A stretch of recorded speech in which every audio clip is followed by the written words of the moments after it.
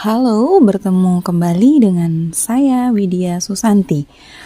Pada kesempatan video ini, saya akan menjelaskan mengenai tes kemampuan akademik atau saat ini disebut sebagai TKA.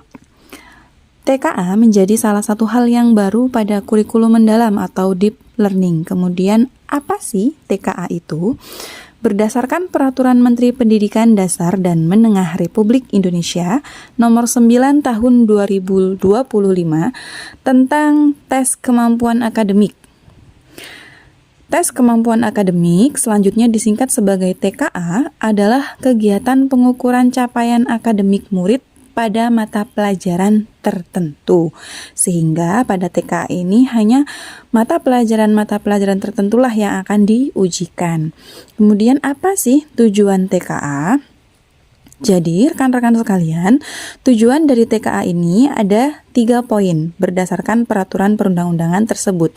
Yang pertama, memperoleh informasi capaian akademik murid yang terstandar untuk keperluan seleksi akademik atau untuk seleksi masuk perguruan tinggi. Yang kedua, menjamin pemenuhan akses murid pendidikan non-formal dan pendidikan informal terhadap penyetaraan hasil belajar, sehingga TKA ini dapat diikuti oleh peserta didik atau murid dengan non-formal.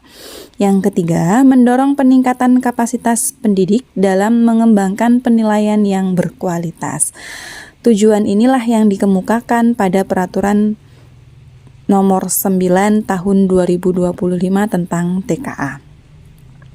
Kemudian mapel apa saja yang diujikan ketika pelaksanaan TKA untuk jenjang SD MI atau sederajat serta MTS atau SMP sederajat, ada 2 mata pelajaran yang diujikan, yaitu Bahasa Indonesia dan Matematika. Tetapi pada video ini akan dijelaskan secara lengkap mengenai mata pelajaran yang diujikan untuk jenjang SMA MA sederajat dan SMK MAK sederajat. Pada jenjang tersebut ada 3 mata pelajaran wajib yang harus diikuti oleh peserta didik atau siswa. Yang pertama yaitu Bahasa Indonesia, yang kedua Matematika, dan yang ketiga adalah Bahasa Inggris. Dan terakhir adalah mata pelajaran pilihan. Kemudian terkait mengenai hasil TKA akan dikeluarkan berupa sertifikat TKA dari pihak kementerian. Sertifikat TKA bisa dilihat pada layar yang kalian saksikan.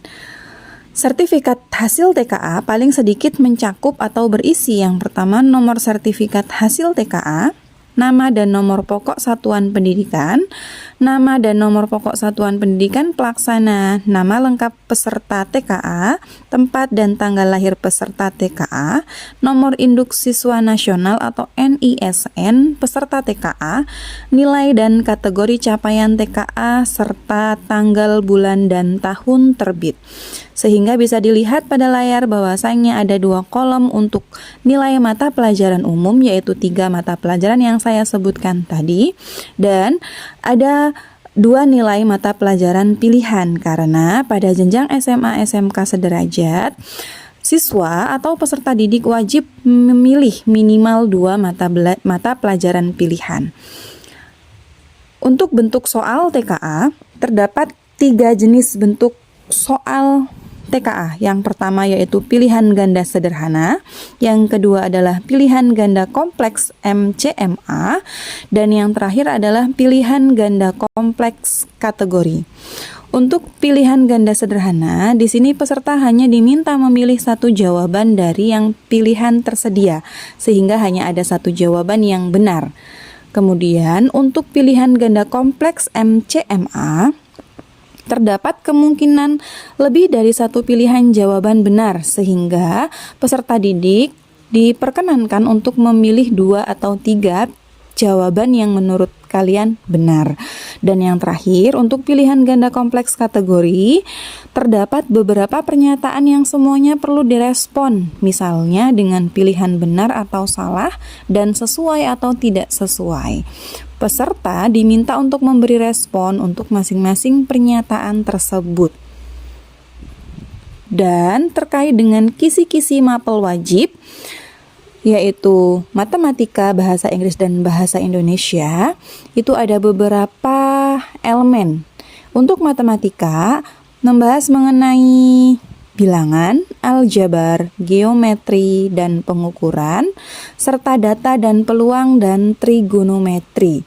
Sedangkan untuk bahasa Inggris, merupakan irisan jenis teks, konteks komunikasi, kompleksitas teks pada kurikulum 13 dan kurikulum merdeka. Terkait dengan jenis teks, TKA menggunakan teks deskriptif, recount naratif, prosedur, dan analytical exposition.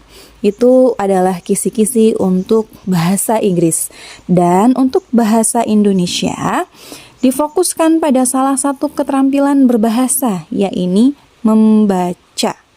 Membaca dipilih sebagai fokus karena merupakan keterampilan yang menjadi fondasi untuk terus belajar dan bekerja pada era teknologi yang berubah dan berkembang sangat cepat. Untuk muatan membaca diujikan pada dua jenis teks, yaitu teks informasi tunggal maupun jamak, serta teks fiksi. Itu adalah kisi-kisi untuk mata pelajaran wajib. Kemudian, untuk mengenai mapel pilihan atau mata pelajaran pilihan pada jenjang SMA SMK sederajat, terdapat 19 mata pelajaran pilihan. Dimulai dari bahasa Indonesia tingkat lanjut dan yang terakhir adalah proyek kreatif kewirausahaan atau PKK. Dan dianjurkan untuk memilih mata pelajaran pilihan sesuai dengan kebutuhan. Apabila adik-adik sekalian ingin melanjutkan ke universitas, maka perlu menggali informasi. Mata pelajaran yang dibutuhkan adalah nilai yang kalian pilih atau mata pelajaran yang kalian pilih. Kemudian bagaimana bentuk soal mata pelajaran pilihan akan kita bahas di video selanjutnya.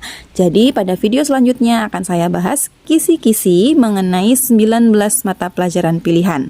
Nanti silahkan pilih di kolom komentar mata pelajaran pilihan yang ingin kalian ketahui, maka akan saya bahas di video selanjutnya. Terima kasih.